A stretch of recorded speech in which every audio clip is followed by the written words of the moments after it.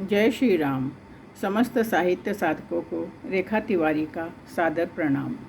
अनमोल वचन। मनुष्य के पास शरीर, मन और अंतःकरण, यह तीन ऐसी खदानें हैं जिनमें से इच्छानुसार मणिमुक्तक खोद निकाले जा सकते हैं। माता भगवती देवी शर्मा। भाइयों और बहनों, मेरे द्वारा लिखा गया आलेख संगठन में शक्ति है। एक किसान के 4 आलसी बेटे थे। एक दिन किसान ने चारों को एक एक लकड़ी देकर बुलवाया और कहा, इन्हें तोड़ो। सभी ने फटाफट लकड़ियां तोड़ डाली। उसके बाद किसान ने चारों लकड़ियों का एक गट्ठा बनाया। उनमें से प्रत्येक को गट्ठा तोड़ने के लिए कहा। लाख प्रयत्न के बावजूद गट्ठा नहीं टूटा। तब किसान ने उन्हें समझाया, संगठन से हमें जो जोड़ता है, देखना है उस बंधन को कौन तोड़ता है। संगठन की शक्ति अपरिमित है। संगठित सेनानियों को किसी पुल के ऊपर से गुजरने पर कदम तोड़कर चलने को कहा जाता है। यदि वे ऐसा नहीं करेंगे तो कदम मिलाकर चलने से सबकी सम्मिलित शक्ति से पुल टूटने का डर होता है।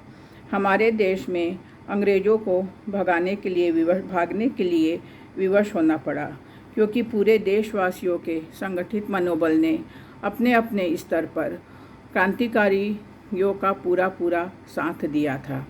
संगठन अपने आप में सृजन बल, मनोबल की सामर्थ्य लिए हुए होता है। तभी संगठित लोगों द्वारा किए गए प्रयास प्रशंसनीय एवं सराहनीय होते हैं।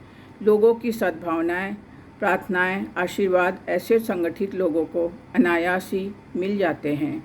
इसके विपरीत यदि संगठन की शक्ति विध्वंसात्मक रही तो अशांति, अराजकता, धर्म विग्रह जैसे उत्पात खड़े हो जाते हैं।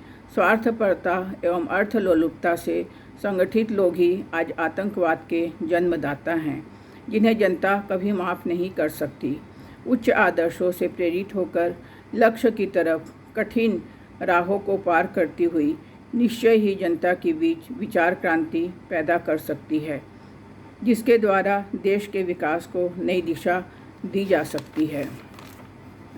बांग्लादेश का उदय, रूस में साम्यवाद का अंत, भारत में प्रजातंत्र आदि न जाने कितने क्रांतिकारी ऐतिहासिक परिवर्तन संगठन शक्ति के ही परिणाम हैं। रावण के आतंक से परेशान ऋषि मुनियों के संगठित तप से सीता माता का जन्म हुआ। अहंकारी रावण का अंत रीछ वानरों जैसे तुच्छ समझे जाने वाली सेना के संगठन से संभव हुआ। रोमियो जूलियट की कहानी सर्वविदित है।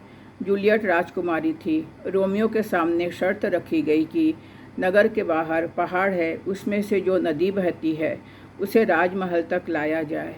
असंभव लगने वाले कार्य को रोमियो ने अपने मनोबल के सहारे शुरू किया। धीरे धीरे लोगों का सहयोग मिलने लगा। सभी की संगठित शक्ति ने जल्दी ही पहाड़ से राजमहल तक नहर खोद लिया। रोमियो की शादी जूलियट से हो गई। ऐसे ही देश का प्रत्येक विद्यार्थी नागरिक का मनोबल ऊंचा एवं उच्च आदर्शों से युक्त रहे तो सबका संगठित मनोबल देश के विकास में अहम भूमिका निभा सकता है, क्योंकि संगठन विकास का मूल मंत्र है। अंत में जिसमें एकता का भाव नहीं वह हृदय नहीं, एक पत्थर है। जिसमें संगठन का भाव नहीं निश्चय ही वह अकर्मण्य है। मिलजुल कर रहो और कार्य करो, यही संगठन का मूल्य मंत्र है। धन्यवाद। भाइयों और बहनों, साहित्यिक चेतना और स्वस्तिक पत्रिका दोनों ही हमारे नेत्र जैसे हैं, जिन्होंने हमारे भीतर के अंतर्ज्योति को कुछ कर दिखाने के लिए प्रेरित किया है। इसलिए इनके नेतृत्वकर्ता भाई बहनों को सादर नमन। मेरे श्रोता भाई बहनों के लिए भी यह कथन अति उपयुक्त है कि जब तक हमें कोई सुनेगा नहीं या हमें आगे नहीं बढ़ाएगा, तब तक हमारा मनोबल भी अधीर रह जाएगा। इसलिए समस्त श्रोता भाई बहनों का भी हमारे साहित्यिक सचेतना मंच में उतना ही आधार है जितना साहित्य साधकों का। हमारे पथ में ये दोनों भाई बहन सदैव संग संग चले और संगठन की एकता ऐसे ही बनी रहे। ऐसी भावनाओं के साथ आप सबका सादर नमन और सादर अभिवादन। धन्यवाद।